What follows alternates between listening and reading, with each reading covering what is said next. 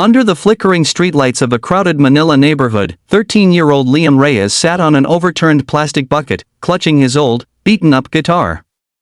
Its strings were rusted, its body cracked, but to him it was the only thing in the world that felt like home. Every night after selling Sampaguita necklaces with his little sister, Althea, he played songs he learned just by listening, songs he had never been taught, songs no one believed a child should be able to sing. Liam's mother worked long shifts at a laundry shop, and his father, well, ever since the accident took his ability to walk, their house felt quieter, heavier, burdened. Bills piled up. Medicine was expensive. And Liam, though only a child, could feel his family slipping deeper into the kind of struggle that steals childhoods. Still, every night, he played. Music became the one place he didn't feel poor, didn't feel small, didn't feel like life had cheated him before he even had a chance. On those nights, as his voice echoed through the narrow alleys, even the chaos of the city softened to listen. One afternoon, while singing outside a small diner, something unexpected happened. A foreign tourist, filming with his phone, stopped and stared. Not in pity, but in awe. He approached Liam and said something the boy couldn't quite believe. "Kid, your voice, it's special. You need to audition for Asia's Talents. They'll love you." Liam laughed nervously. Him? On TV, he didn't have proper clothes. His guitar was practically falling apart. They barely had money for food. How could he think of auditions? But the tourist insisted, even paying for a clean set of clothes from a nearby ukay-ukay shop and giving Liam enough money for transportation to the venue. It was the first kindness from a stranger Liam had seen in years. The next morning, with trembling hands and a pounding heart, Liam stepped into the massive audition hall. Kids with expensive guitars, shining shoes, and vocal coaches filled the room. Liam looked down at his cracked guitar and swallowed hard. He felt like running, but then he remembered his little sister's smile when he told her he would try it out. He couldn't fail her. When his name was called, contestant 2184, Liam Reyes. He stepped onto the enormous stage, his small frame swallowed by lights and shadows. The judges glanced at him, seeing only a shy boy with a broken guitar. Judge Maricel asked gently, "What will you sing for us today?" Liam answered softly, "Hotel California, Pa." The audience murmured. A challenging song.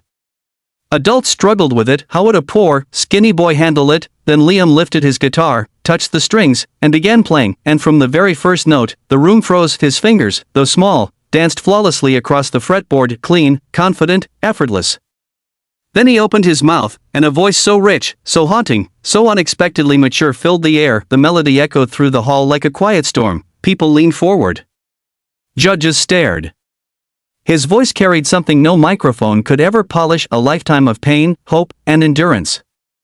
Every lyric came from a boy who had lived through nights much darker than the song itself. When he reached the chorus, the audience gasped. When he soared into the high notes, they rose to their feet. When he closed his eyes and let the emotion pour out raw, trembling, bursting, the judges began wiping tears they didn't expect. Judge Vina whispered, "This is unreal. This boy, where did he come from?" Halfway through the song, Liam opened his eyes and noticed the audience standing. Thousands of people, clapping, crying, cheering for him, the boy who once believed no one noticed his voice, but he kept singing. He needed to finish it for his family. In the final line, his voice cracked, not from weakness, but emotion. The room erupted. Cheers. Whistles. People shouting his name. Liam stood there shaking, unsure if this was still real. Then something extraordinary happened. Judge Maricel stood, her eyes red, her voice breaking. "Liam, that was the most emotional performance I've ever heard from a child." Judge Ken stood too. "You didn't just sing the song, you lived it. And we felt every moment." The third judge, known for being strict, wiped his cheek and whispered into the mic, "My son loved this song. He passed away last year. Hearing you, it felt like he was here again. Thank you." The entire room went silent. Even Liam froze, not knowing what to say. Then all three judges looked at each other, nodded, and slammed their hands down on the golden buzzer together. The hall exploded in gold. Confetti rained down like a blessing from heaven. The music swelled. Liam fell to his knees, covering his face, sobbing uncontrollably. Stagehands rushed to lift him. The judges ran to embrace him. For the first time ever, Liam felt seen. For the first time ever, he felt worthy. For the first time ever, someone believed he wasn't just a poor boy with a broken guitar, he was a star. Backstage, he received a call from home. His mother was crying.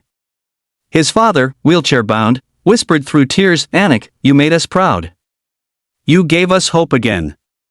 And that night, as Manila lit up outside the windows of their tiny home, Liam held his golden buzzer certificate and his guitar close. He wasn't rich yet.